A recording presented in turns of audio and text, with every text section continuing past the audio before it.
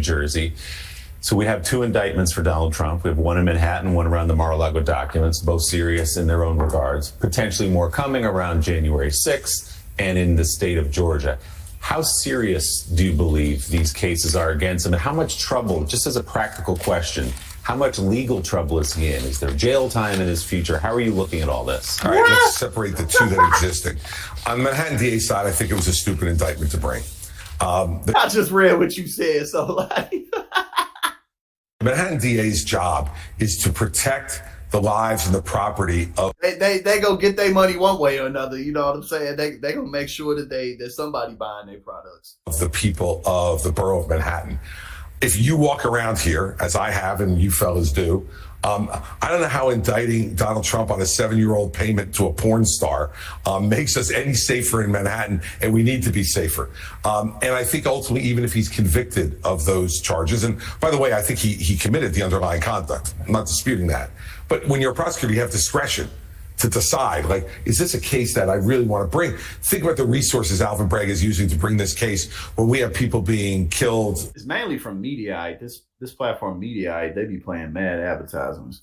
Assaulted, mugged, robbed all over this borough. Want to avoid video ads? Subscribe to Mediaite.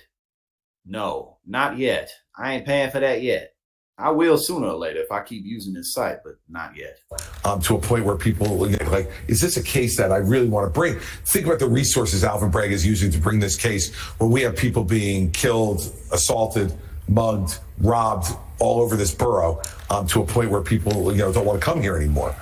So I think there's serious legal jeopardy in terms of being found guilty. Do I think he'll be sent to Rikers Island? Unlikely. The special prosecutor case is much, much different. His conduct there is reprehensible. I want people to understand this. He was given 18 months to return those documents voluntarily. 18 months. They asked him privately, quietly, respectfully. He lied, denied, and obstructed. He obstructed a grand jury subpoena. He lied to his own lawyers.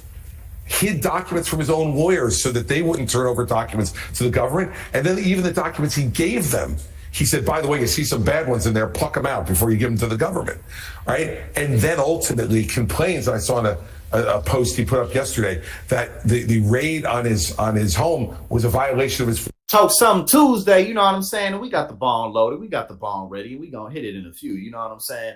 Salute to you as well, Mike. But actually, the way Christie set that up, he kind of basically said, all right, the Stormy Daniels stuff, okay, people may not care about it, but this is a little bit different, legally speaking. And it's true. I mean, like, Donald Trump, instead of giving the documents back, was like, I'm going to be a victim. I'm going to brand myself and campaign myself off being a victim, like he always does.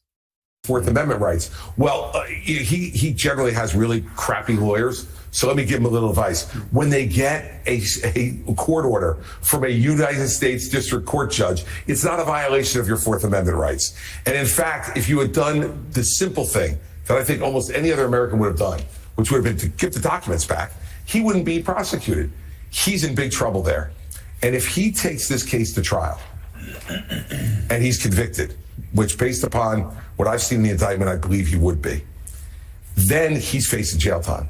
Because part of what the Department of Justice has always done under all of the attorneys general that I've seen in my lifetime is, if we offer you a plea, which I'm certain they will, and you turn it down, and you take us to trial, and you're convicted, that judge is sending you to jail.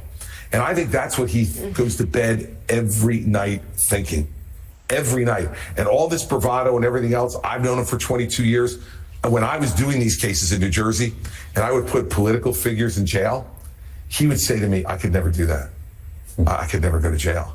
And I'm telling you, no matter what he says, no matter how he's bragging and going on about him not being afraid, he goes to bed every night thinking about the sound of that jail cell door closing behind him. So the point of all that, Willie, is to say, when push comes to shove, I'm not so sure he won't take a plea.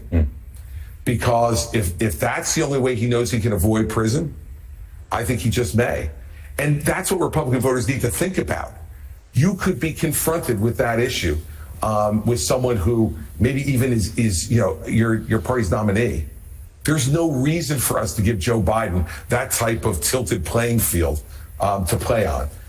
It's not fair for the country, and it's not good for my party. Joe?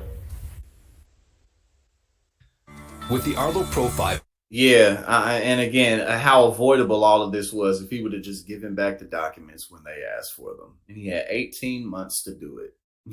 But I don't know what's going to happen. Don't nobody know what's going to end up happening. But it's just crazy to watch people on the right, say like, "Oh, we're a banana republic. We're a third world country."